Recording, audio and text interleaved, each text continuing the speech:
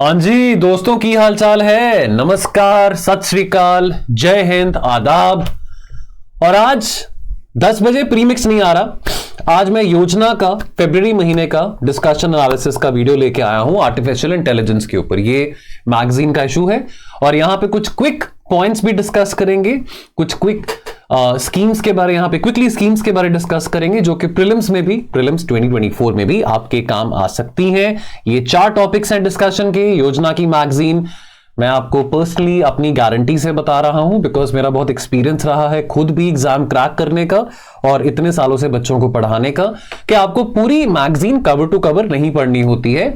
अगर आपको ऑनलाइन कहीं से समरी मिल जाती है, या जैसे आप ये वीडियो देख रहे हैं, वीडियो को सुन लो, 20-25 मिनट का वीडियो होता है, साथ के साथ इसका एक जो पीडीएफ होता है, समरी पीडीएफ होता है, वो डाउनलोड कर लो, इतना काफी रहता है। बिकॉज पूरी मैगजीन 60-70 पेजेस की आप पढ़ेंगे तो बहुत कुछ आपको कंफ्यूजन भी होगा, बिकॉज उसमें बहुत सारा डेटा आपको प्रोसेस करना पड़ेगा। और इतने से दिमाग को कितना बड़ा बोझ देना है, इतनी सी जान को कितना बड़ा बोझ देना है, कितना प्रेशर डालना है। एक ही जान है, एक ही जिंदगी, और कितना कुछ पढ़ना होता है। तो योजना कुरुक्षेत्र का जो हार्डवर्क है वो वीडियोस पे छोड़ सकते हैं, समरी वीडियोस देख सकते हैं, उतना ठीक रहेगा। 4 टॉपिक्स हैं। ये 4 टॉपिक्स मुझे इंपॉर्टेंट लगे इस मैगजीन में से। योजना मैगजीन का रेलेवेंस केवल मेंस में नहीं, केवल इंटरव्यू में नहीं, लेकिन प्रीलिम्स में भी आता है। जैसे इंपॉर्टेंट स्कीम्स जो मेंशन होती हैं किसी टॉपिक से ओरिएंटेड, तो वो स्कीम्स के बारे में हमको पता होना जरूरी है। बिकॉज 4-5 यहां पे इंपॉर्टेंट स्कीम्स आपके साथ में डिस्कस करने वाला हूं जो कि एआई के एप्लीकेशन से रिलेटेड है। पर उससे पहले बुरा ना मानो, let's play Holi. Sleepy classes के साथ आओ होली खेलते हैं। होली 24 कूपन कोड आप इस्तेमाल करेंगे, आपको 15% ऑफ मिलेगा हमारे सभी कोर्सेज पे, चाहे वो प्रीलिम्स की टेस्ट सीरीज हैं, सोशियोलॉजी, पीएसआईआर, एसए, जीएस, या अगर कोई स्टेट स्पेसिफिक कोर्स भी आप लेना चाहेंगे उस पे भी ऑफ है। चलिए, vision for harnessing AI for global good. देखिए, आर्टिफिशियल इंटेलिजेंस का इस्तेमाल और दुरुपयोग दोनों ही किया जा रहा है। और ये तो नहीं है कि एआई को हम कहें कि एक बहुत बड़ा कोई श्रापित कोई चीज है, बहुत बड़ा वरदान है मैनकाइंड को। और अगर हम भारत की बात करें तो भारत का सफर भी पिछले 9-10 सालों में काफी मजेदार रहा है, थैंक्स टू डिजिटल इंडिया। अब internet penetration, broadband penetration, smartphones, ये अब हम सबके पास आ चुके हैं, लगभग सबके पास आ चुके हैं। अभी हाल ही में बाय द वे सैमसंग का एक बहुत महंगा फोन भी लॉन्च हुआ था, S24, जो कि एआई एनेबल्ड है। तो अब आने वाले समय में हम स्मार्टफोन्स को भी देखेंगे कि वो एआई एनेबल्ड स्मार्टफोन्स होंगे। बहुत अच्छी बात है। भारत भी एआई, अगर दुनिया में इतने सारे देश एआई में कदम बढ़ा रहे हैं तो भारत भी पीछे नहीं है। और भारत भी कोशिश कर रहा है कि कैसे एआई का उपयोग तमाम सेक्टर्स में किया जा सकता है, चाहे वो गवर्नेंस है, चाहे वो हेल्थ केयर है, चाहे वो अर्बन इंफ्रास्ट्रक्चर है, चाहे वो ट्रैफिक मैनेजमेंट है, चाहे वो एजुकेशन है, चाहे वो एग्रीकल्चर है। इन सभी क्षेत्रों में एआई सबसे बड़ी उपलब्धि है हमारे जमाने के लिए। और तेज गति से हमारी इकोनॉमी बहुत तेज गति से बढ़ रही है, हमारी डिजिटल इकोनॉमी भी बहुत तेज गति से बढ़ रही है। तो एआई उस तेज गति में 4 चांद लगाएगा। AI has evolved from being a very theoretical concept to becoming something which is tangible. Tangible जो चीज आप देख सकते हैं, हिस्ट्री में पढ़ते हैं ना, tangible और intangible कल्चर को, tangible और intangible हेरिटेज को। तो एक बहुत लाइव ट्रांसफॉर्मिंग फिनोमेना है। यहां पे बहुत सारे टर्म्स अभी आगे आके हम पढ़ेंगे, जनरेटिव एआई, रिस्पॉन्सिव एआई।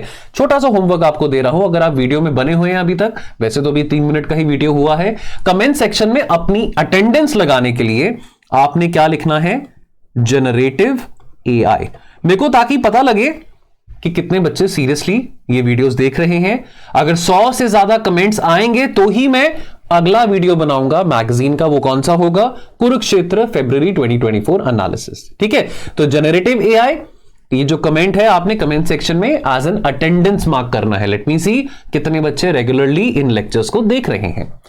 तो अब एआई एक $multi-billion इंडस्ट्री बन चुका है। इनफैक्ट मैंने ये जो GPAI इंटरनेशनल ऑर्गेनाइजेशंस में और कन्वेंशंस में मैं डिस्कस करता हूं अपने क्रैश कोर्स में भी, IR का क्रैश कोर्स जो कि अभी आने ही वाला है 1 अप्रैल से रैपिड रिवीजन प्रोग्राम में, ग्लोबल पार्टनरशिप और आर्टिफिशियल इंटेलिजेंस समिट, ये 2023 में हुआ था। ये इंडिया में ही हुआ था, न्यू दिल्ली में हुआ था, इंडिया ने होस्ट किया था। एक बहुत सिग्निफिकेंट इवेंट था जो कि एआई के ऊपर एम्फसाइज कर रहा था कि आर्टिफिशियल इंटेलिजेंस को दुनिया भर के लिए, सभी समाज के लोगों के लिए, दिव्यांगजन लोगों के लिए कैसे एआई को इंक्लूसिव बनाया जा सकता है, एआई को सेफ और रिलायबल कैसे ज्यादा बनाया जा सकता है, इस बात के ऊपर एम्फेसिस इस पर्टिकुलर समिट में करा गया था। 16 दिसंबर 2023 को, कुछ ज्यादा टाइम तो नहीं निकला अभी, 3 महीने पहले की बात होगी, 4 महीने पहले की बात है। 16 दिसंबर 2023 को मैंने एक वीडियो बनाया था जो हमारी फ्यू मिनट सीरीज या पाथवे टू प्रीलिम सीरीज है।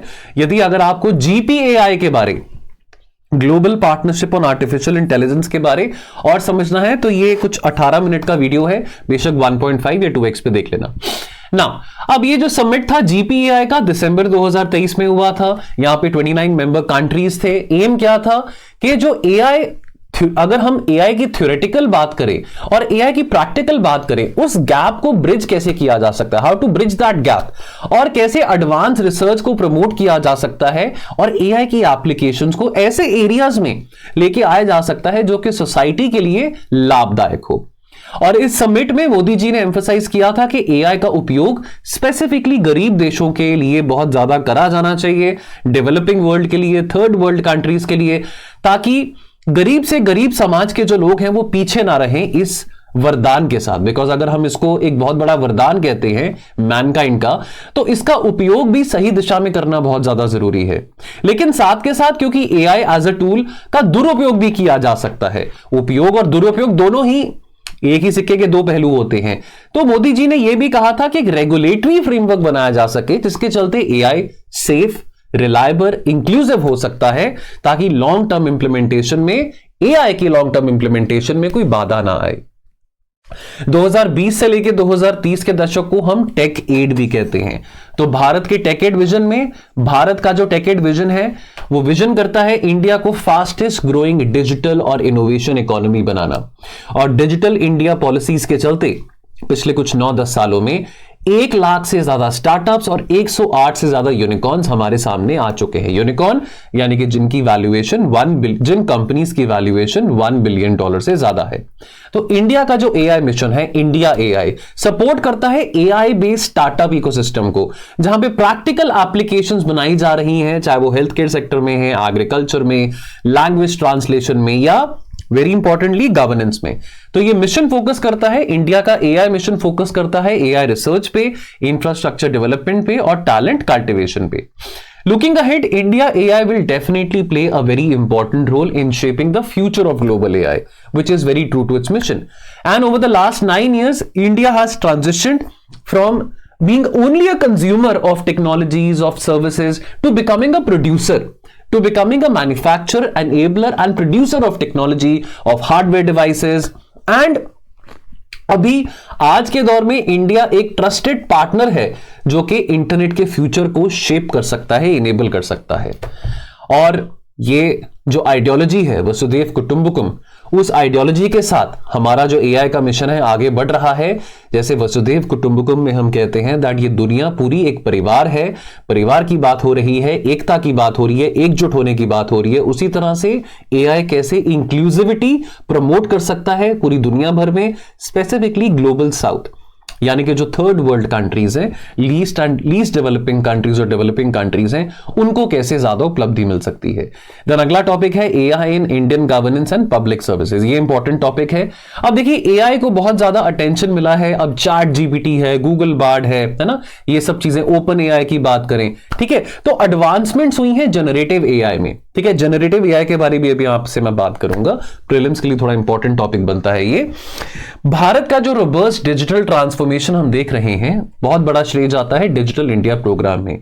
और खैर 9-10 साल पहले तो AI में इतना एडवांसेस नहीं हुआ था, लेकिन अभी because of digital India programme, तो यानी कि जो बेडरॉक है, जो ग्राउंड वर्क है, वो डिजिटल इंडिया प्रोग्राम ने किया पिछले 9 सालों में। और आज हम AI जो टेक्नोलॉजी सबके लिए आई है उसका लेवरेज कर रहे हैं, ताकि इसका उपयोग हम गवर्नेंस और पब्लिक सर्विस डिलीवरी में किया जा सके, जिससे ट्रांसपेरेंसी, अकाउंटेबिलिटी, रिलायंस, ये सब बढ़ता है। अब AI वैसे अगर टर्म की बात करें तो पहली बार इस टर्म को यूज किया था जॉन मैकार्टी ने बैक इन 1956, तो लगभग 70 साल पहले। लेकिन पिछले कुछ 1-2 सालों में with the advent of generative AI and the launch of chat GPT bye open AI has become a buzzword, बहुत बड़ा बज़वर्ड बन चुका है AI। और इसके चलते रैपिड एक्सपेंशन हम देख रहे हैं डेटा और कंप्यूटिंग कैपेबिलिटीज में because of artificial intelligence. Bharat सरकार प्रायोरिटाइज कर रहा है inclusive adoption and adaptation of AI में, जहां पे सिटीजन एंगेजमेंट और पब्लिक ट्रस्ट पे बहुत एम्फसाइज किया जा रहा है। तो एक प्रोग्राम है NPAI यानी कि national programme on artificial intelligence, जिसमें 3 इंपॉर्टेंट इंटरवेंशंस आती हैं, 3 इंपॉर्टेंट फीचर्स आते हैं। एक है NDMO, एक है NCAI यानी कि national centre on AI, skilling for all and responsible AI। So bag your pardon, ये 4 इंटरवेंशंस है, नॉट 3 बट 4 इंटरवेंशंस है। NDMO, national centre on AI, skilling for AI and responsible और शाल वी से responsive AI। AI integration से आज हम efficiency देख रहे हैं, डिसीजन मेकिंग में, सिटीजन एंगेजमेंट में, जन भागीदारी में, एजुकेशन हो, हेल्थ केयर हो, एग्रीकल्चर हो।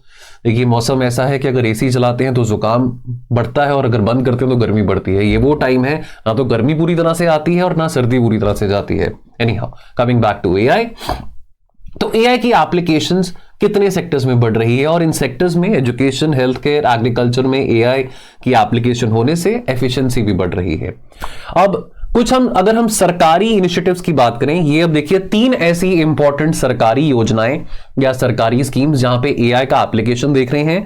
एक है उमंग, एक है डिजी यात्रा और एक है डिजिटल इंडिया भाषिनी। मैं इसके बारे में बात करूंगा। पहले NPAI के बारे में बात करें।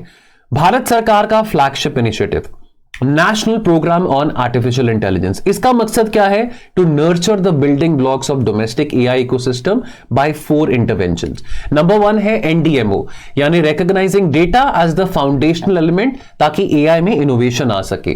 तो NDMO क्या करता है? इनहैंस करता है डेटा क्वालिटी को, डेटा यूटिलाइजेशन को और डेटा एक्सेसिबिलिटी को, और सरकारी प्रैक्टिसेस को मॉडर्नाइज करते हुए अनलॉक किया जा रहा है the potential of data through the AI innovation ecosystem.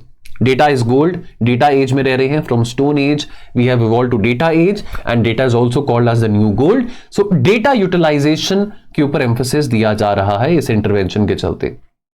Then है NCAI, इसको एनवाइसेज किया गया है as a sector agnostic entity, जो कि आइडेंटिफाई करता है आर्टिफिशियल इंटेलिजेंस लेड सॉल्यूशंस को पब्लिक सेक्टर प्रॉब्लम स्टेटमेंट्स के लिए, ताकि इसका लार्ज स्केल पे डिप्लॉयमेंट हो सके और लार्ज स्केल पे सोशो इकोनॉमिक ट्रांसफॉर्मेशन और एम्पावरमेंट लेके आई जा सके एआई लेड सॉल्यूशन से।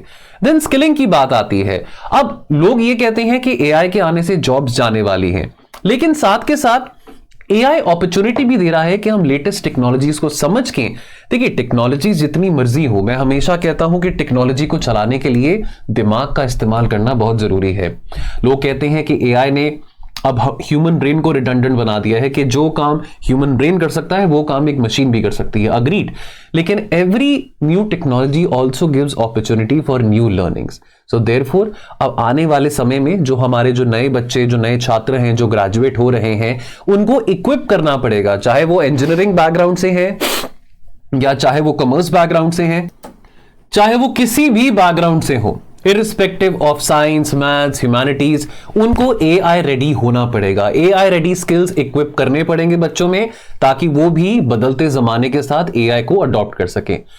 रिस्पॉन्सिव एआई की बात करें, रिस्पॉन्सिबल एआई या रिस्पॉन्सिव एआई, ये बेसिकली एम्फसाइज करता है कि एआई के इंप्लीमेंटेशन से या एआई लेड सॉल्यूशंस के प्रमोशन से कैसे रिलायबिलिटी, ट्रांसपेरेंसी, इंक्लूसिविटी लेके आई जा सकती है, ताकि सूटेबल गवर्नमेंट मैकेनिज्म्स में सस्टेनेबिलिटी बनी रह सके। नाउ जनरेटिव एआई की मैंने आपके साथ बात करी थी, उसको समझते हैं। जनरेटिव एआई क्या होता है? ये एक किस्म है आर्टिफिशियल इंटेलिजेंस टेक्नोलॉजी का, जो कि किसी भी टाइप के टेक्स्ट को, इमेज को, वीडियो को, ऑडियो को बना सकता है। जनरेटिव एआई का कंसेप्ट इंट्रोड्यूस 60s में किया गया था, लेकिन इट वॉज नॉट अंटिल 2014 जब इंट्रोड्यूस करा गया जनरेटिव एडवर्सेरियल नेटवर्क्स और GANs के बारे, a type of machine learning algorithm जो कि जनरेटिव एआई इस्तेमाल करते हैं, जिसके चलते ऑथेंटिक इमेजेस, ऑथेंटिक वीडियोस और real time audio of real people create करते हैं। तो ये जो सॉफ्टवेयर हैं जनरेटिव एआई के, ChatGPT है, गूगल बार्ड है, ओपन एआई की बात करें, so all these software they are using generative AI. तो ये जो न्यू फाउंड कैपेबिलिटी है, तो ये डेफिनेशन को रट्टा मार लेना, इस डेफिनेशन को रट्टा मार लेना प्लीज। ये जो न्यू फाउंड कैपेबिलिटी है, दिस हैज ओपनड अपॉर्चुनिटीज, ताकि आप आने वाले समय में मूवी डबिंग उसको और इंप्रूव कर सकते हैं, एजुकेशनल कंटेंट में और रिचनेस लेके आ सकते हैं। लेकिन साथ के साथ फिर यहां पे कंसर्न्स भी आते हैं डीप फेक्स के चलते। डीप फेक्स क्या होता है? बहुत बहुत ज्यादा कॉमन होता है, डीप फेक्स के बारे में न्यूज आती रहती है कि डोनाल्ड ट्रंप के ऊपर डीप फेक बना, मोदी जी के ऊपर डीप फेक बना, एटसेट्रा एटसेट्रा। वो जो एक्ट्रेस थी एनिमल में, रश्मिका मंदाना, उसके ऊपर डीप फेक बना। क्या होता है deep fake? Just to see your attentiveness, एक बार कमेंट सेक्शन में लिखना the definition of deep fake. अब जो 3 इंपॉर्टेंट सरकारी इनिशिएटिव्स हैं जहां पे एआई का एप्लीकेशन देख रहे हैं, एक तो है उमंग, जो कि यूनिफाइड प्लेटफॉर्म है अगर सरकारी ई गवर्नमेंट सर्विसेज अगर एक्सेस करनी हो। यहां पे वॉइस बेस्ड चैटबॉट भी है इंक्लूसिविटी बना के रखने के लिए, और डिफरेंट टाइप ऑफ लैंग्वेजेस में वो वॉइस बेस्ड चैटबॉट आपके साथ बात कर सकता है। डिजी यात्रा की बात करें तो कभी आपका मौका लगे कहीं ट्रैवल करने का बाय एयर, तो सीमलेसली आपकी यहां पे एक्सपीरियंस आपको देखने को मिलेगा। बायोमेट्रिक बेस्ड बोर्डिंग होगी, ज्यादा बेहतर सिक्योरिटी के साथ, ज्यादा बेहतर एफिशिएंसी के साथ आपका ऑटोमेटिकली चेक इन हो जाएगा। डिजिटल इंडिया भाषिनी की बात करें तो ये प्रमोट करता है multilingualism, multiple languages and accessibility bye AI driven language translation. तो ये 3 इंपॉर्टेंट स्कीम्स के बारे रट लेना जिसमें एआई का एप्लीकेशन देख रहे हैं। देन एआई का एप्लीकेशन अर्बन गवर्नेंस में भी देखने को मिल रहा है। नाउ चाहे वो ट्रैफिक मैनेजमेंट की बात हो, चाहे वो स्मार्ट सिटी सॉल्यूशंस की बात हो, अब बहुत ज्यादा सरकार भी एआई को यूज कर रही है, ट्रैफिक पुलिस यूज कर रही है, चाहे वो चालान्स देने की बात हो, ट्रैफिक रूल्स वायलेशन की बात हो, या शहर के अंदर अगर कोई मुद्दा है जो कि बहुत बड़ा हो सकता है, कैटास्ट्रोफिक इश्यूज को रिपोर्ट करने की बात हो, तो एआई का इस्तेमाल शहरों में भी किया जा रहा है। देन डीआरडीओ के आत्मन एआई की बात करें या AI based pest management system की बात करें तो यह दिखाता है कि एआई का रोल स्पेस प्रोग्राम में, डिफेंस सेक्टर में, हेल्थ केयर सेक्टर में, एग्रीकल्चर में भी देखने को मिल रहा है। एक बहुत इंटरेस्टिंग एप्लीकेशन है जो कि एआई ड्रिवन है, शिक्षा सेतु। इसके बारे में आपके साथ मैं बात करना चाहता हूं। यह असम सरकार का इनिशिएटिव था, एक ऐप बनाई गई है जो एआई ड्रिवन है, शिक्षा सेतु। इसमें क्या होगा? डिजिटल अटेंडेंस होगा दोनों स्टूडेंट्स का और टीचर्स का। अब इस एप्लीकेशन में क्या होगा? AI based facial recognition attendance system होगा। इसको 44,000 स्कूल्स अक्रॉस असम इंप्लीमेंट कर दिया गया है। अब इसके जरिए पता लगेगा कि कौन सा टीचर वाकई में क्लासरूम में आ रहा है या कौन सा स्टूडेंट वाकई में क्लास में पढ़ने आ रहा है, कहीं टीचर्स या स्टूडेंट्स प्रॉक्सी अटेंडेंस तो नहीं लगा रहे हैं। और ये एप्लीकेशन के जरिए 4 लाख गो स्टूडेंट्स को रिमूव कर दिया गया है। ये 4 लाख बच्चे, सो कॉल्ड बच्चे जो कि क्लास लगाते थे, वो नहीं क्लास लगा रहे थे, जिसके चलते कितना सेविंग्स हुआ है सरकारी योजनाओं में। अगर हम सरकारी यूनिफॉर्म्स की बात करें, टेक्स्ट बुक सप्लाईज की बात करें, पीएम पोषण अभियान की बात करें, तो सरकार की बचत हो रही है। देखो, सरकार को प्रॉब्लम नहीं है पैसे लगाने के लिए, बच्चों को यूनिफॉर्म, किताबें, ये सब राइट टू एजुकेशन के चलते मिलना चाहिए। जो मील स्कीम है, मिड डे मील स्कीम, सब मिलना चाहिए, लेकिन वास्तव में बच्चे भी तो होने चाहिए ना वहां पे। ऐसा तो ना हो कि सरकार पैसे दे रही है, सरकार कह रही है कि चलो डिजिटल पब्लिक इंफ्रास्ट्रक्चर के चलते हम रियल टाइम पेमेंट कर रहे हैं, ऑनलाइन ट्रांजैक्शन कर रहे हैं, लेकिन क्या वो पैसा वाकई में किसी के काम आ रहा है या किसी और के ही जेब में जा रहा है? ठीक है, सो इसके चलते सिग्निफिकेंट कॉस्ट सेविंग हुआ है सरकार के लिए तमाम योजनाओं में। लेकिन सिग्निफिकेंट एडवांटेज ये है कि पता चलता है कि कितने बच्चे वास्तव में एजुकेशन को लेकर सीरियस है, क्या ड्रॉप आउट रेट है, कितना ये एक्यूरेट डेटा हमको पता लगता है कि कितने बच्चे स्कूल अटेंड कर रहे हैं, कितने बच्चों में लिटरेसी लेवल्स बढ़ रहा है। तो ये सब चीजों को ट्रैक करने में मदद मिलती है। अभी तक तो ये केवल असम सरकार ने लागू किया है, क्या किसी और स्टेट ने ये लागू किया है? अगर आपको पता है इसके बारे में तो कमेंट सेक्शन में बताइएगा। नाउ कंक्लूजन में, Bharat being the largest developing country, India 3rd largest economy कुछ आने वाले 5-6 सालों में बनने वाला है। तो एआई की रेस में भारत अभी लीड कर रहा है अमंग्स द डेवलपिंग वर्ल्ड, और यही कोशिश है कि एआई को ओरिएंट करना है कि कैसे जो ग्लोबल साउथ है, जो लीस्ट डेवलपिंग और डेवलपिंग कंट्रीज हैं, उनके कंसर्न्स और उनके इश्यूज को कैसे प्रायोरिटी मिल सकती है। और G20 के सम्मेलन में, जो कि सितंबर 2023 में हुआ था, भारत के पास अध्यक्ष पद था, तो मोदी जी ने भी यही मैसेज वहां पे अलाइन किया कि AI for good and for all, ये बात का एम्फेसिस जरूर होना चाहिए, जो कि अगेन हमारे वसुधैव कुटुंबकम की विचारधारा से मेल खाता है। देन अब बात आती है जनरेटिव एआई की। हमने बात करी, देखिए अपने आप में एक टूल है जो कि कुछ भी क्रिएट कर सकता है, तो यानी कि अब इस टूल का मिसयूज भी किया जा सकता है। अगर ये जनरेटिव एआई सॉफ्टवेयर कुछ इमेज बना सकता है, कोई वीडियो बना सकता है, किसी की आवाज डब कर सकता है, तो इसके एडवांटेजेस भी हैं और डिसएडवांटेजेस भी हैं, इसको हम समझते हैं। जनरेटिव एआई को एग्जाम्प्लीफाई करा है ओपन एआई के ChatGPT ने, और इसके चलते इसको बहुत ज्यादा वाइड स्प्रेड अटेंशन मिला है। मार्केट प्रोजेक्शंस इंडिकेट करते हैं exponential growth of generative AI, यानी कि doubling every 2 years in the coming 10 years। तो जनरेटिव एआई यूटिलाइज कर रहा है सुपरवाइज्ड लर्निंग मेथड्स को on label data, which is making it capable of task like brainstorming, reading, summarising and even customer service. तो अब ये large language models होते हैं, LLM इसको हम कहते हैं, लार्ज लैंग्वेज मॉडल्स होते हैं। तो जैसे कि मान लीजिए कि हमारे ब्रेन को कोई इनपुट मिलता है, आप समझते हैं कि ABCD, आप A to Z समझते हैं, है ना, आपको पता है कि A to Z अल्फाबेट्स हैं। छोटे थे, स्कूल में थे, आपको बता दिया गया था A to Z के बारे। अब यूजिंग A to Z जैसे जैसे आप बड़े होते रहे तो आपको वर्ड्स बनाने आए, सेंटेंसेस बनाने आए, पैराग्राफ्स लिखने आए, आपको उस वर्ड्स का एप्लीकेशन केवल इंग्लिश में नहीं लेकिन बाकी सब्जेक्ट्स में भी करना आया। तो सोचिए कि अगर आज एक मशीन को कुछ डेटा दे दिया जाए, कुछ टेक्स्ट डेटा दे दिया जाए, और अब देखिए A to Z का आप यूटिलाइजेशन आपने, अब जितनी भी आपकी उम्र है, लेट्स से आप 24 साल के हैं, 25 साल के हैं, तो आज आपने वो अपना A to Z या क ख ग का इस्तेमाल कितने सारी चीजों में किया, अपनी भाषा में किया, अपने सब्जेक्ट्स में किया। लेकिन इससे भी कहीं गुना ज्यादा बढ़कर अगर जो मशीन्स हैं जो दिए गए इनपुट से इस्तेमाल कर सके बहुत वास्ट स्केल में, तो उसको हम लार्ज लैंग्वेज मॉडल्स कहते हैं। लेमन टर्म में समझा रहा हूं। Lots of governments, businesses and developers, they care about such concerns and they have been working to make sure कि AI is built and used very responsibly. Now elements क्या होते हैं of responsible AI? Responsible AI, fairness of information, जो कि ensure करता है AI doesn't perpetuate or amplify gender biases. Then transparency of information is very important to ensure कि ethical decision making की जा रही है जनरेटिव AI के चलते। देखिए जनरेटिव AI और रिस्पॉन्सिबल AI ये एक सिक्के के दो पहलू हैं। जनरेटिव AI यानी कि यूजिंग आर्टिफिशियल इंटेलिजेंस कोई चीज क्रिएट की जा रही है, रिस्पॉन्सिव AI कि कैसे जो चीज क्रिएट की जा रही है रिस्पॉन्सिबली की जा रही है ताकि उसका कोई जो रैमिफिकेशन है या जो इंपैक्ट है नेगेटिव वे में ना हो। ठीक है, अब देखिए डीप फेक वीडियोस बनते हैं।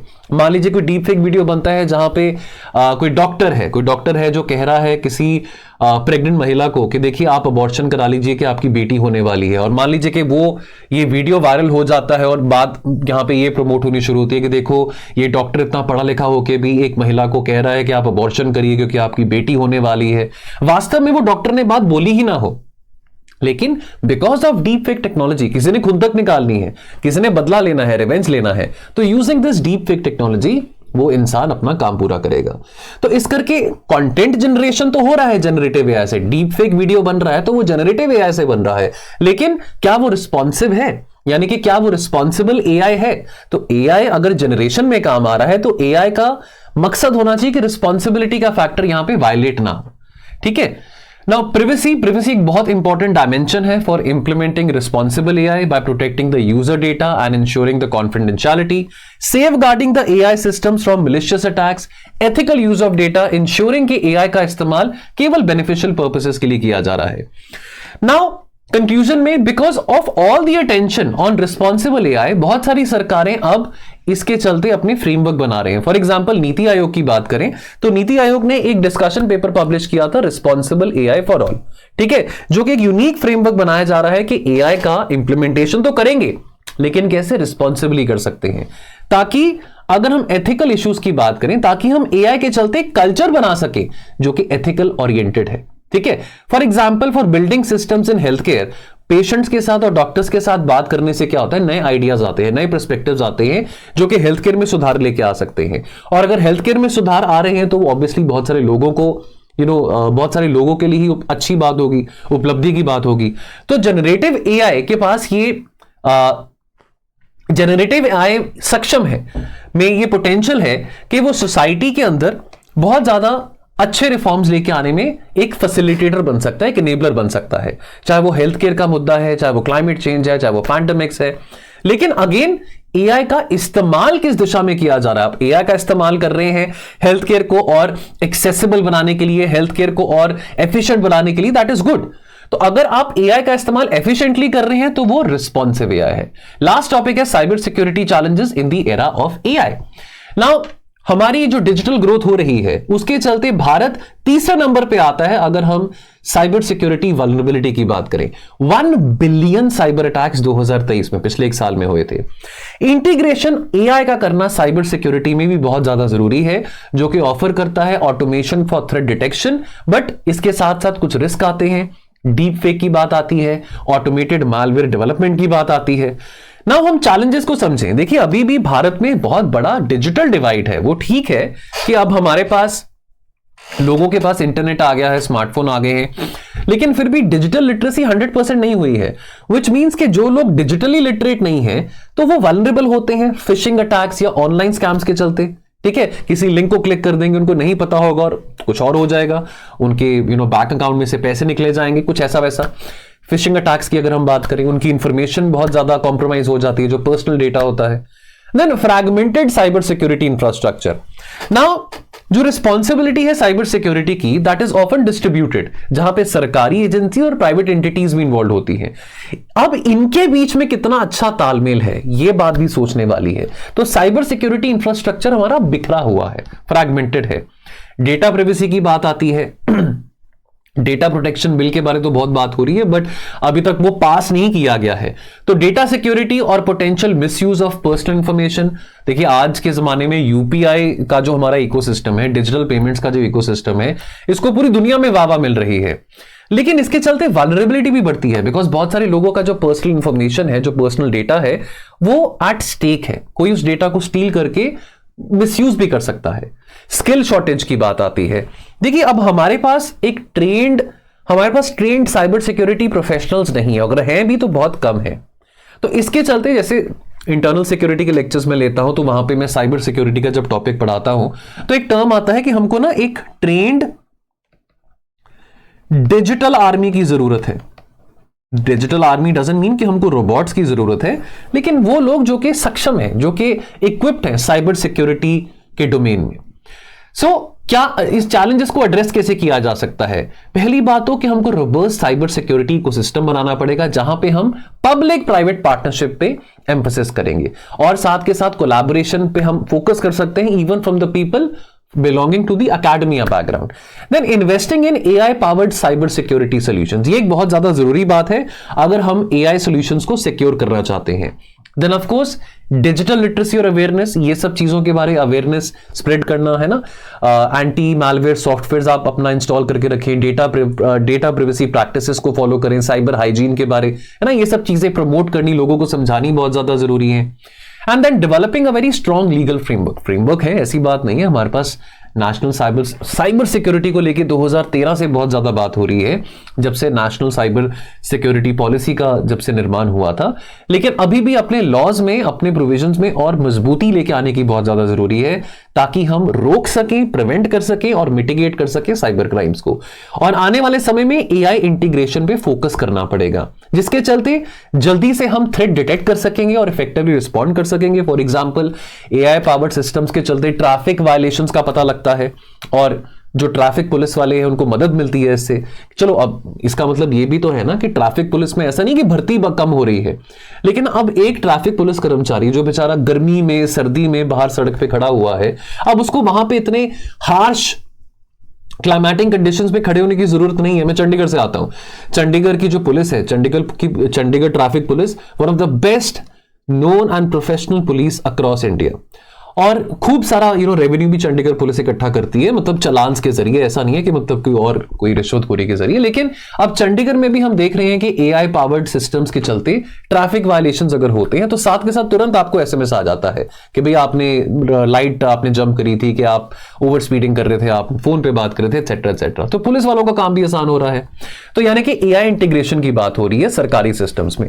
Vulnerability management, AI can automate vulnerability scanning and patching, ensuring जो सिस्टम्स हैं वो कॉन्स्टेंटली अपडेटेड है और प्रोटेक्टेड है।